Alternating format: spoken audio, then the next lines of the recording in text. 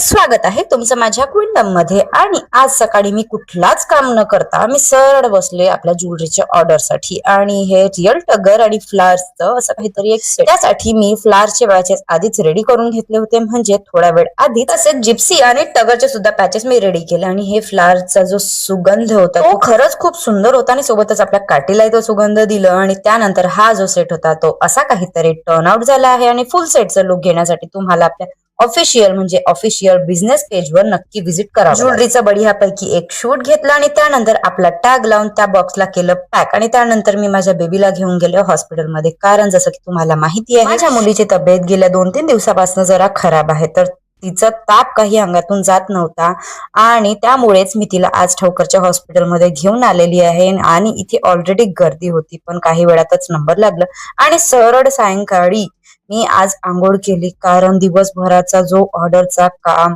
थकवा, बाकीचे काम आणि घरी रेनोव्हेशनचं काम, त्या सगळ्या कामांमुळे ना थकल्यासारखं वाटत होतं। म्हणून सायंकाळी आम्ही सरळ आंघोळ केली। माझ्या मुलीचीही सायंकाळी छान आंघोळ करून दिली, म्हणजे झाव काढल्यानंतर।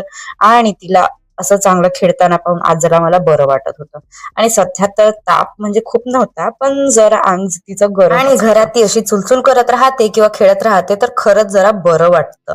आणि सायंकाळी स्वयंपाक आज करायची इच्छाच नव्हती, म्हणून माहितीये मी काय केलं, आपल्यासाठी सरळ सरळ पास्ताच बॉईल करून घेतला, म्हणजे आम्हा सर्वांसाठी। आणि जे कोणी हा कटर बनवला असेल ना, ते खरंच खूप चांगलं काम केलं। ऍक्च्युली कांदे कापासाठी ना जे रड येते, खरंच ते कांद्या कापण्याच्या आधीच रड येणं सुरू होऊन जाते। इथे मस्तपैकी आपली कांदे आणि टमाटरची फोडणी टाकली, हळद, नमक, जे काही मसाले आहेत ते टाकले। आणि त्यानंतर हे असे जे काम असतात ना ते मीच करते घरात।